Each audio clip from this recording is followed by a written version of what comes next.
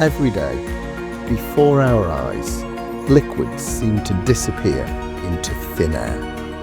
And yet, nothing is ever truly lost. From puddles vanishing to the crystals that appear in a chemist's glassware, evaporation reveals a hidden story of energy, particles, and transformation. Join us today as we uncover how this simple process functions and how you can master it in the lab.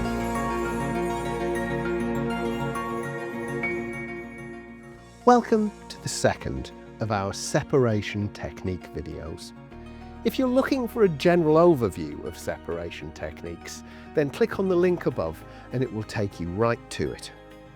In this video, we're going to look at the process of evaporation and the subtleties of its use in a chemical laboratory to separate a dissolved solid from a solution.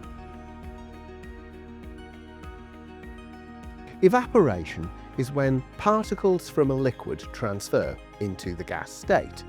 At its heart lies the fact that there's always a spread of particle energies in any substance.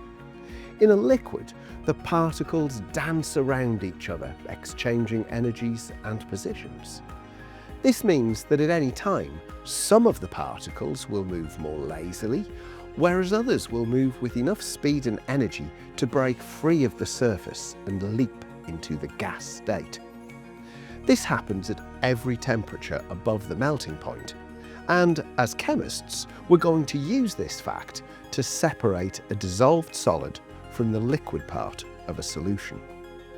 But how exactly should I do it? My goal is to complete this task as quickly as possible, but without losing or damaging any of the solid that I want to retain. There are really four external factors which affect the rate of evaporation. The first two are the air pressure above the liquid and the speed that that air is moving. Now, they're not really under my control at my lab bench, but I can control the next two, the temperature and the surface area.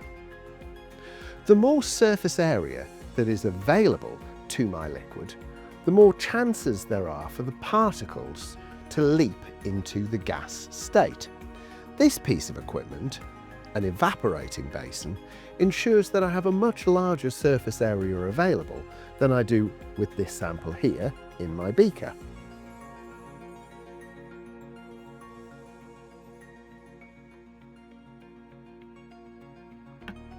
Now, as I've said, temperature is certainly a factor, and I'm going to heat my sample to speed the process along its way. But I'm not going to boil it. Let me explain. The difference between evaporation and boiling is that at any temperature above the melting point of the substance, some of the particles will have enough energy to leave and enter the gas state. But at the boiling point, all of the liquid's particles will have enough energy to make that jump.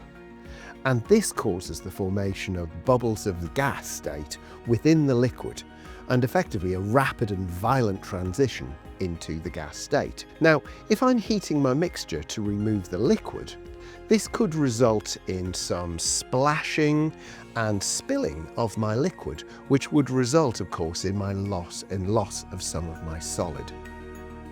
So just exactly how do I use evaporation to separate a dissolved solid? Let's look at it with this example here.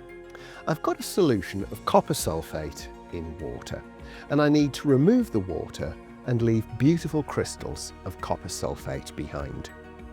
I need to get this done as quickly as possible, so I'll take my mixture to somewhere near the boiling point of the liquid and I'll try to hold it there.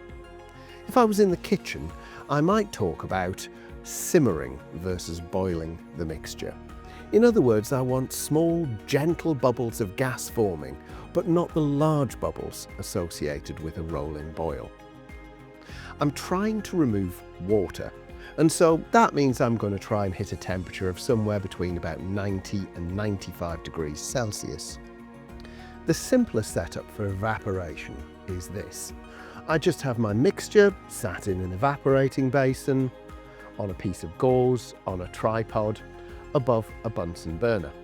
Now, this is certainly the quickest way to heat my sample, but it's going to be tricky to keep it at the right temperature. I'm going to have to continuously adjust the flame position while it is heating, like this, because I should never heat on the yellow safety flame, and I've got very limited scope to change the intensity of my Bunsen burner flame. So really, all I can do now is move it in and out as this sample is slowly heated up. I've got this sample just about where I want it in terms of temperature, and it now really is going to be a case of monitoring it second by second and needing to adjust the position of my Bunsen burner slightly to ensure that it now stays at between 90 and 95 degrees. Too much and I'll lose sample, too little and I'll still be here at tea time.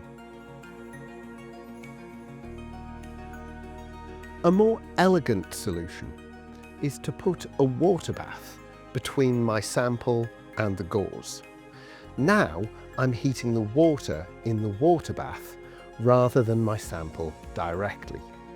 And here the water acts as a buffer, never climbing above 100 degrees C, transferring its heat steadily to our sample.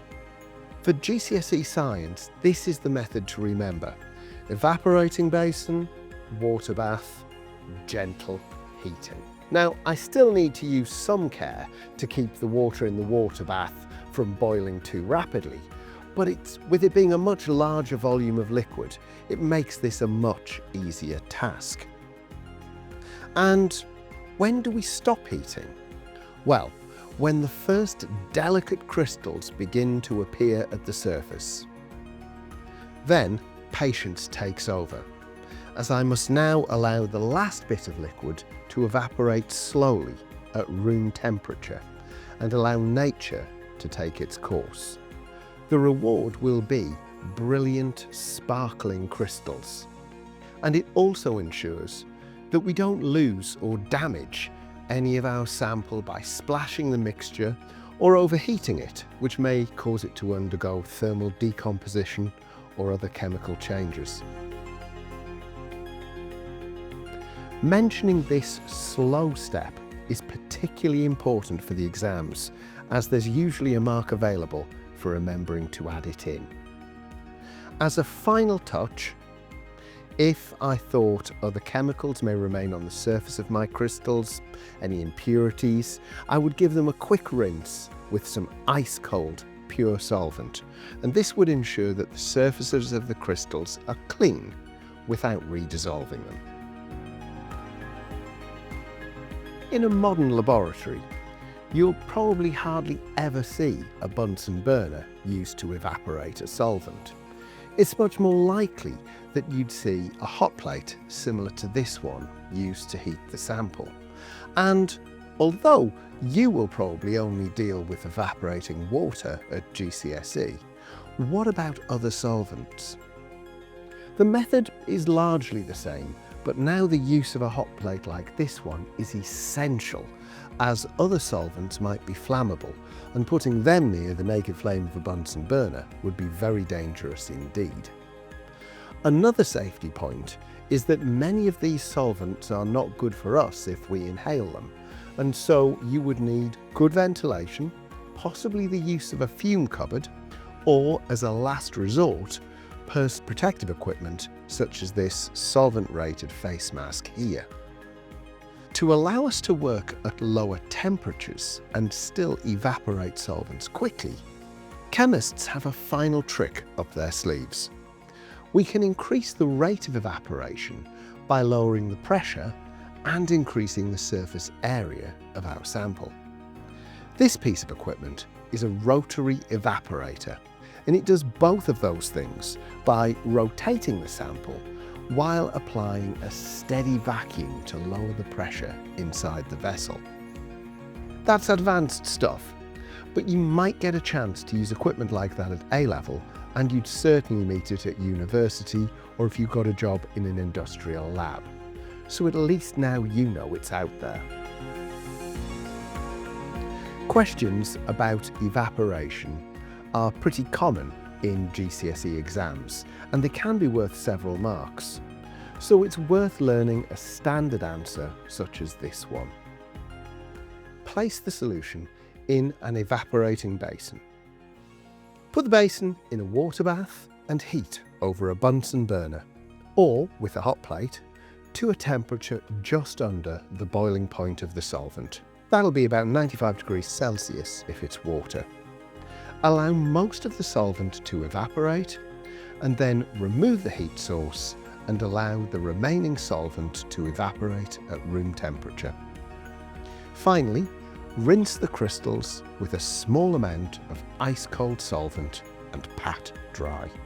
So, now you know how to evaporate a solvent from a solution to get beautiful crystals of your dissolved solid. You can describe the key steps in a way that will get you marks in a GCSE science exam, and you know how the process will change when you have other solvents to deal with or you're working with very sensitive samples. As always, there's a free worksheet on my Patreon page to help you to remember the key points, and next time we'll be looking at how to capture the liquid from our solution as well. Until then, happy studying, and I'll see you next time.